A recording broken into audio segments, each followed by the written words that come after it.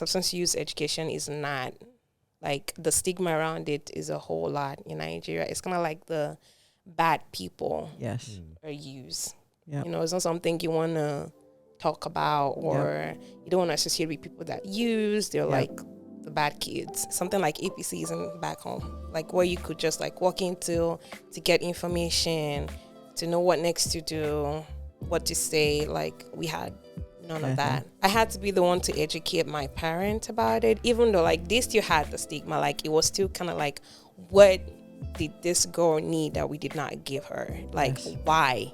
Substance use disorder touches all our lives, and often we feel hopeless or frustrated in our pursuit to understand how and why it happens. Welcome to APC Recovery Cafe, where we discuss the topics and trends around substance use, provide education and resources, offer recovery support, and also discuss prevention tactics, all through the stories of the people who have been there. We invite you to grab your favorite coffee or tea and join us for a variety of guests that will bring understanding, information, connection, and hope. Together, we can break the stigma and pave a brighter future for each other.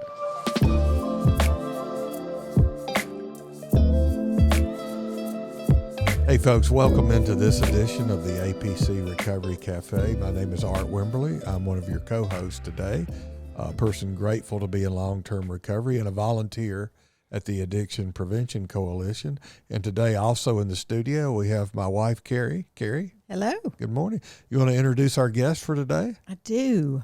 I'm so excited to have Abby from our staff, from the APC staff. And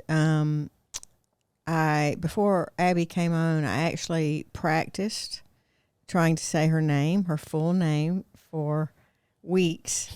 And I still, with my southern accent, cannot pronounce it. But I say it's Abi Famurewa. And she says... No.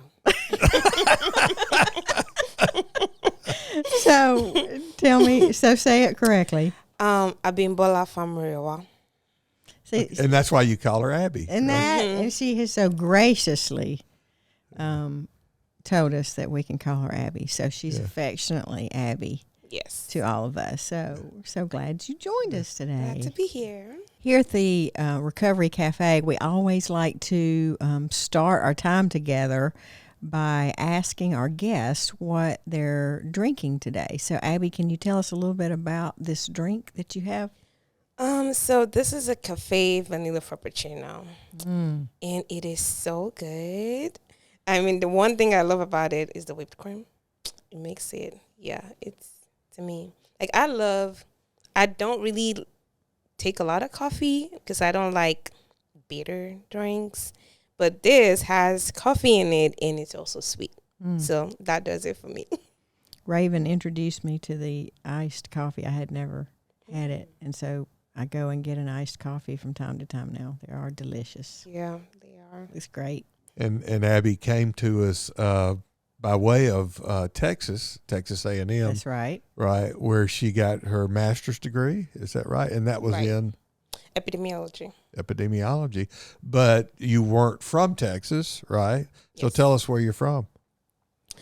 So I'm from Nigeria in Africa. I have so little context for what it was like for you growing up in Nigeria, and a little bit about your story as far as what brought you to even think about epidemiology. So can you take us all the way back? Yeah, sure.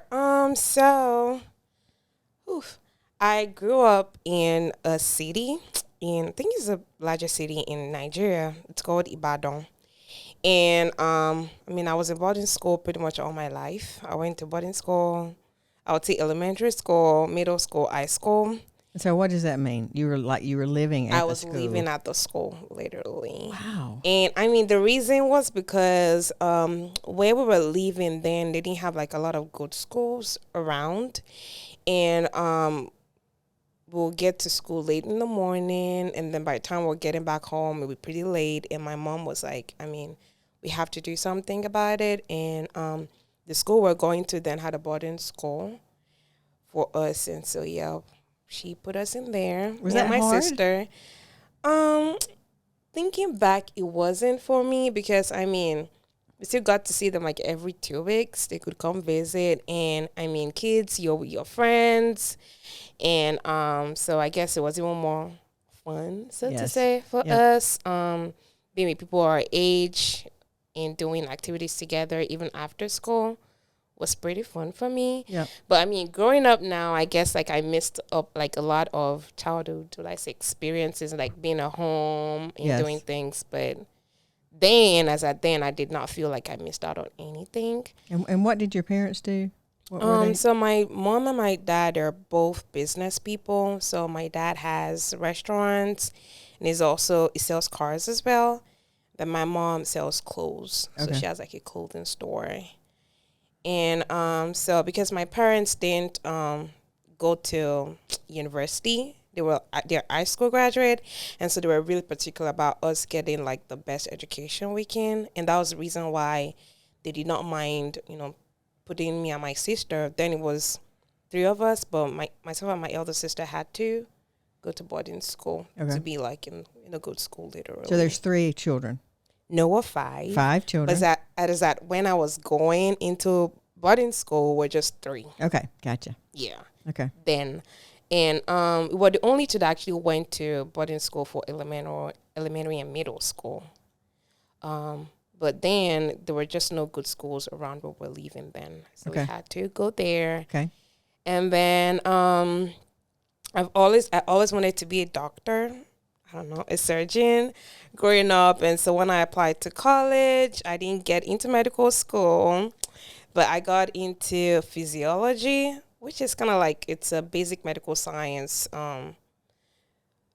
discipline kind of. So it's kind of close to medicine, but Okay. not. It was human physiology. So we studied everything about the human body. Okay. And then And how was that? Did you enjoy that? I did enjoy it, but I knew I was not going to do anything with it just because, like, there weren't a lot you could do with human physiology in Nigeria. And I still wanted to go to medical school when I was in college. Okay. But after how Nigerian education system is after your college, you have to literally serve the country for a year. Okay. So you get posted to different parts of Nigeria and get to do different things depending on what the need was. I was a high school teacher. I taught mathematics. Oh my goodness. Yep. So do you have For a any year. say so in that? I mean, do you have any input, or is it based on your education and what the need is? They would send you to, so they can send you to like a high school, but then it's your choice on what subject you want to teach. Okay. Some people, they'll send you to a hospital depending like your education as well. But like most people are sent to high schools, honestly. And then you get to teach whatever, they give you options and you pick what you wanted. I had to pick between, I think, biology, chemistry, and mathematics. And just because I love maths, I love numbers. So I picked mathematics. So I taught that for a year, and I was in the northern part of Nigeria where, education wasn't really a thing over there. It wasn't as big as where I was coming from. Okay. And then health care also wasn't good. So I had a lot of students that had polio, Wow. so that could not walk. They were on Wow. wheelchairs and stuff. And during that time, I joined, it's called a polio vaccination task I force. saw that on your resume. Yes, and then we go into those rural communities and give polio vaccines to the children so they don't get it. Wow. And that really opened my mind to public health. Yes. So that kind of changed my trajectory into from medicine into kind of how to help the community. So people getting sick, what can we do? Which really geared me towards getting a master's in public health Okay. in epidemiology. Gotcha. And that's how I got from Nigeria Wow. to Texas A&M. So how was the teaching job? Whew. I'm trying to imagine was you teaching mathematics. It was an experience just because most of my students, number one, could not speak English, and they did not understand English either. And I don't speak their language. So it was kind of like Oh my a goodness. language barrier right there. But I guess I was one of the lucky few because mine was math. So it was literally numbers. And I had to devise ways to teach them. And I mean, we have to go back to the basics. Because where I was coming from, I would expect let's say a 7th or 8th grader to know some things that these kids did not know. So we had to go back to the basics, and still when you're grading, it's maybe just 1 or 2 students out of 70 people actually understand what you're teaching them. Oh my goodness. Which was, it was heartbreaking. And I mean, those kids were sitting on the floor in class. They didn't have desks or chairs. It was cultural. I mean, it was just a shock because compared to where I'm coming from, Yes. in Nigeria, it was so much different. Yeah. Kids with no shoes on, Yes. to school or looking dirty. Yes. And I was not I grew up in Nigeria, but I had not seen that before. Yes. So it kind of So it's heart. It's getting to the heart. Mm-hmm. Yeah. So I remember you saying even the commute, just from where you were to getting to the school and looking at that exposure, because you had not seen that. I had not seen that. It was before. almost like you had been protected in a certain area. Mm-hmm, exactly. And it was just different because we had to change how we dress because it was a Islamic community, and they were so particular what you wear, what you can wear, what you cannot wear. You had to cover our hair and everything. We had a lot of people that were serving attacked by community members, by Really? guys. Yeah, I have experiences as well. Oh gosh. In that, I kind of was a shock to me. Wow. But it was a whole lot. My dad honestly did not want me to go. I bet. That's another story. We Yeah, can he tell. did. Yeah. He so did not Somewhere want me else to he go. didn't want you to go to. Just because that part of the country just wasn't safe. Yeah. There were a lot of terrorism attacks as well in that area. So it was kind of for your safety, most people don't want to go there. But Yeah. I was just I've been in the southwest of Nigeria all my life. I would love to see what's happening over there. So, which is why, it was it was just an experience the whole year. Yeah. Really, it was. Okay, so that year comes to an end, and then Mhm. you're having to think about what's next. Right. And then before I went there, my goal was to go back to medical school, apply to medical schools here, and come from my medical school. But that whole experience kind of changed my mind about it. And I was I think I want to do something public health related and not, I still would have loved to, but I think I love what I'm doing right now. Just because I feel I could help more people that way. And so instead of applying to schools and got admitted to Texas A&M. So who else did you apply to? So I applied to Rutgers University and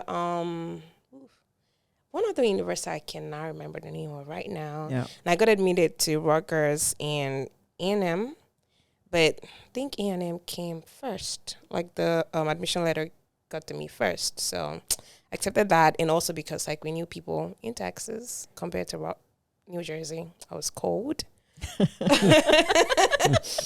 My aunt also lives in New Jersey, but I was if I'm to pick, I'll probably stay in Texas. And the public health program in Texas was also what I wanted. So decided on Texas, came here for epidemiology, and all the while I had infectious diseases in mind. Really? Yes, just based on everything I saw, polio, TB, and all that back home in Nigeria. Infectious disease is Such an issue. such an issue in Nigeria. So that was really what I wanted to do, infectious diseases, and all my classes were geared towards infectious disease epidemiology. Yeah. But then, I think it was my second year. My sister had substance use issues. And this is when you were in Texas. Mm-hmm. Okay. This was my second year in Texas. So you're talking to your family, you're talking to your parents. Yes. And they're telling you what's going on. Mm-hmm. Like, they did not know what was going on. She was on break, and then guess she OD'd as well and was rushed to the hospital. Of course, then we had no idea she was using. She was using tramadol. She's an opiate. Okay. And so it was when she got to the hospital that they did all the tests and everything, and then we figured it out, and my mom called me crying. Yes. And for me, it was a shock because, like, I was in contact with my sister. She was in college at that time. I think she was in junior year. Yep. And I had no idea anything was going on. Like, zero. Like, no one knew. So you hadn't lost contact with her. I mean, you were still talking with her. She hadn't mentioned it. She hadn't talked to you about it. No. Didn't even know she was struggling. No one knew in our family. And just because, like, substance use education is lacking in Nigeria, so it was like a new thing for my family. And I mean, I had to be the one because, like, my dad would call me, my mom would call me asking questions that technically I really did not have answers to. So it took, like, I had to do a lot of research, a lot of reading. And I mean, luckily for my family, we were able to find help just because, like, my parents knew people in, like, the health system, like doctors and stuff. And so we're able to get her into treatments, do what needed to be done. But it got me thinking about how many families did not know anybody. Yes. Just because, like, substance use education is not, like, the stigma around it is a whole lot in Nigeria. It's kind of like the bad people are used. Yep. You know, it's not something you want to talk about, or you don't want to associate with people that use. They're like the bad kids. Yes. And so, like, APC, something like APC isn't back home. Like, where you could just, like, walk into to get information, to know what next to do, what to say. Like, we had none of that. Yeah. And that just got me thinking. I'm like, I had to be the one to educate my parents about it, even though, like, they still had the stigma. Like, it was still kind of like, what did this girl need that we did not give her? Like, why? Yeah, why did this happen? Exactly, like, why? Kind of like, they were more like reprimanding her for doing it. Yes. And they didn't see, like, a disease. Yes. That happens to everybody. Because even after she got treated and she got back home, apparently she used again. Then my mom called, she was crying, she was screaming at her. My dad too was like, in fact, I don't know what to do. Why would she go back? And I'm like, it is an addiction, even though, and I spoke to her, she was also crying, like, I didn't want to use, I don't know what happened. I'm like, I understand that, because it's not, at that point, it's no longer your fault. Like, it's nothing, like, you couldn't control it, like, you just had to. And so, like, I had to tell my parents to be patient with her and kind of, like, just be there. Yes. And she went back to treatment, and yes, it was the old thing. She had to stay at home for like a year. She had to drop out of college. Yep. And kind of like literally start over. Yes. Again. And just like educating my parents enough to not be fine with it, but to accept it. Mm-hmm. Yeah. Well, I mean, that's big. I mean, that's so much about the family support groups that we do, and the education, and the series that we did this year, Why Won't They Stop? Mm-hmm. You know, from the parent perspective, is there's such a great need for education and support. Right. Education and support. Right. Because as parents, you're just not equipped to deal with this. Well, and that whole concept you mentioned, the acceptance of reality. Mm-hmm. What is reality? Because we just don't want to accept that. Right. And some people think acceptance means we're saying condoning, and that's not what we're talking about. Mm-hmm. No. But a real big step, both for the person that struggles with addiction, but also their loved one, parents and family, is the acceptance of reality, because that's the only way we can move forward. Right. That was a big deal. Mm-hmm. So you had this really personal experience with substance use disorder, kind of long distance, but it was, still impacting you. Mm-hmm. How did APC, how did the Addiction Prevention Coalition or anything like that get onto your radar?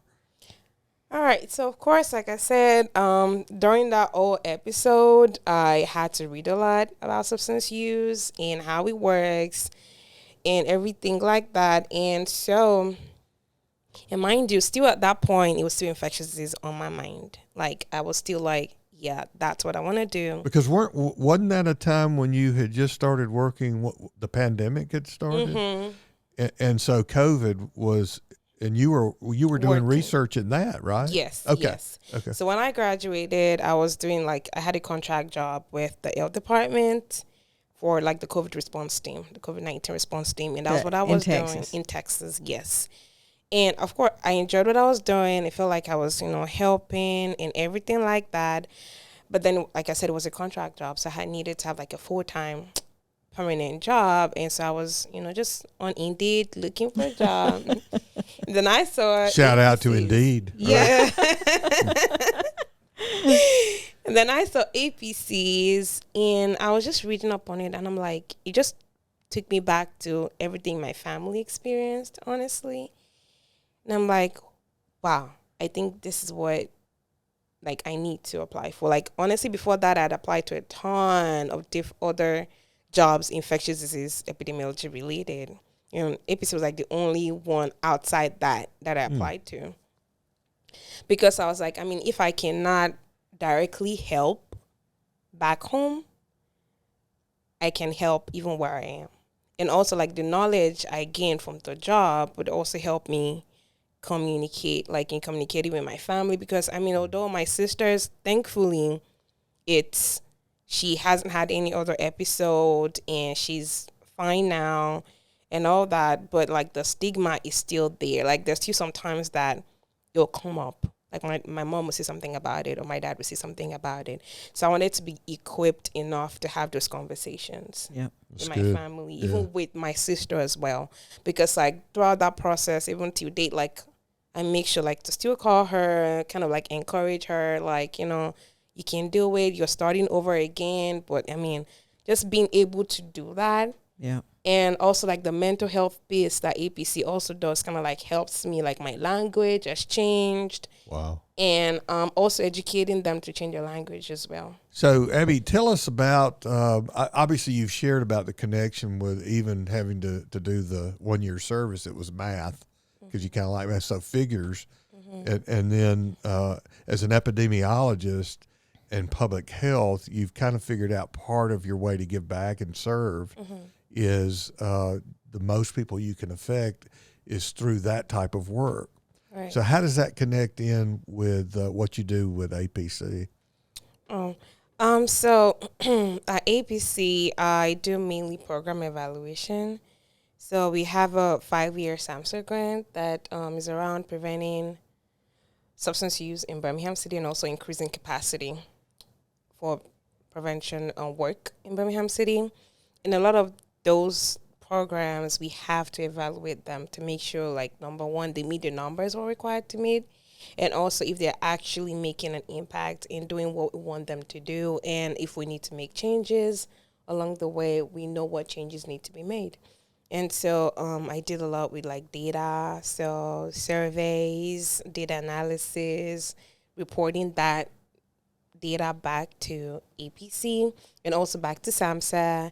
And so being able to do that, help the community that way, even though, I mean, sometimes I might not be the one providing those services, but at the back end, I'm able to say, yeah, let's do this instead of do this. How about we do this way and not that way is what I do at APC. Well, and also, she doesn't tell you this, but, a lot of the grants that we have require an inordinate amount of administration.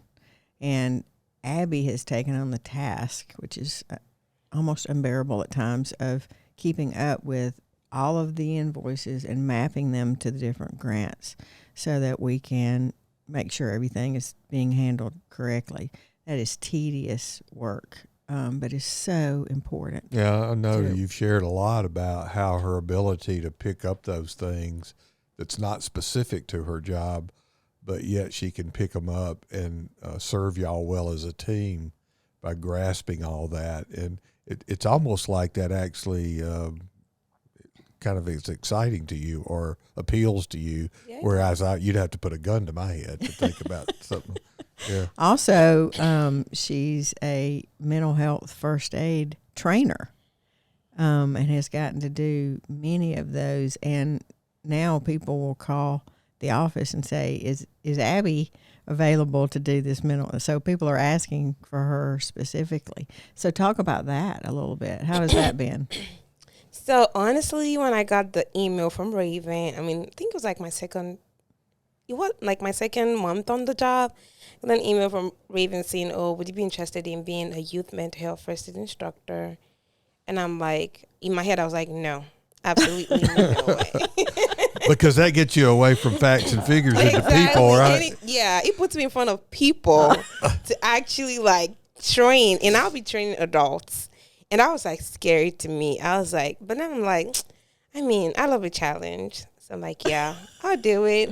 And my first one, I was really nervous. Like my co-instructor, John, I was telling him like, okay, right now I have no idea. I mean, I read up on this, think I'm prepared, but I don't know how I would do. Like I'm used to teaching students, like kids, like back home.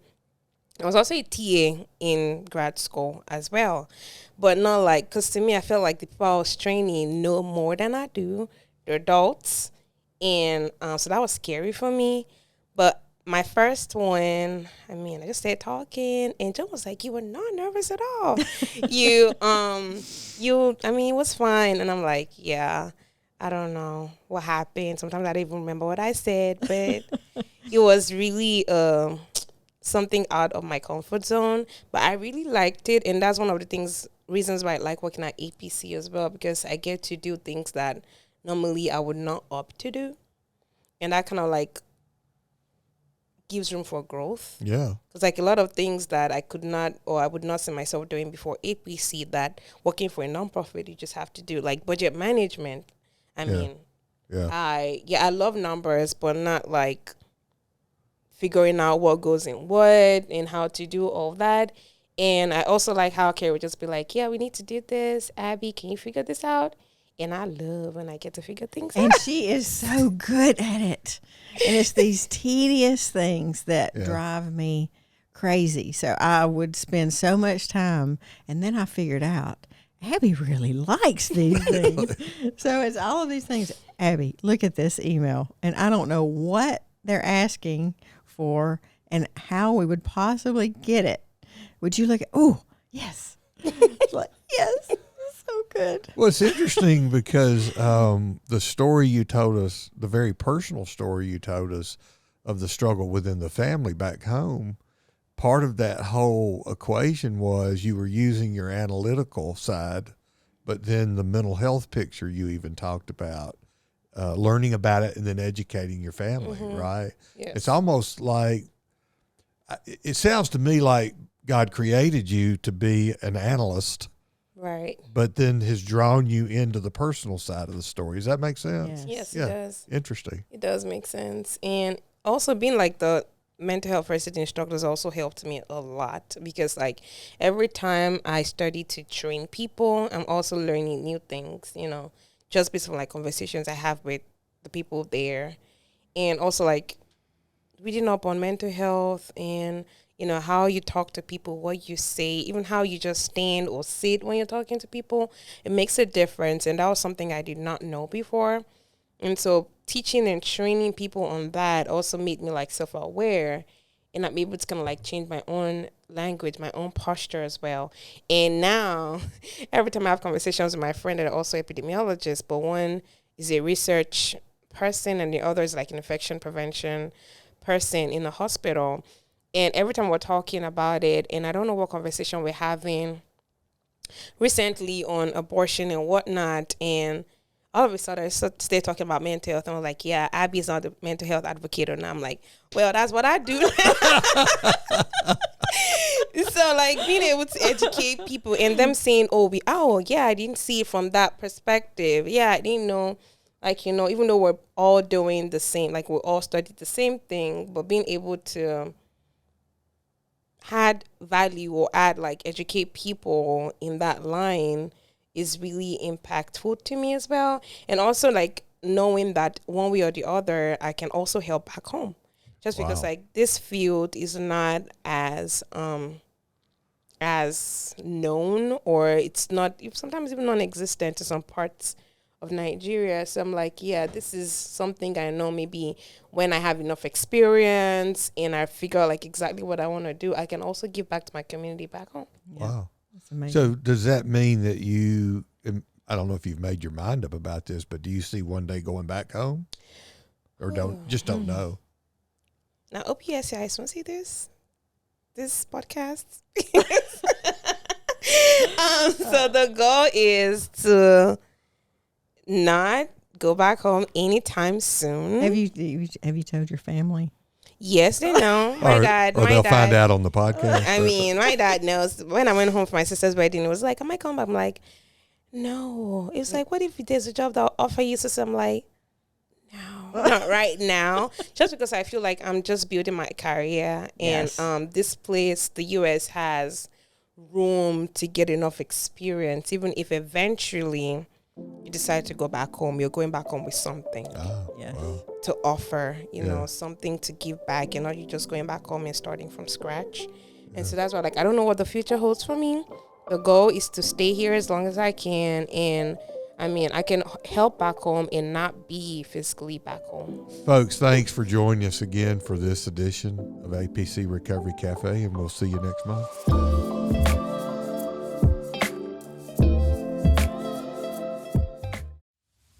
One of the things that APC is known for is being a connector, because we're stronger together. Not only are we there for those who are suffering through substance use disorder, but we're there for family members, and we really take our job seriously. We all have personal reason why we're in this field. We're changing people's lives one community at a time.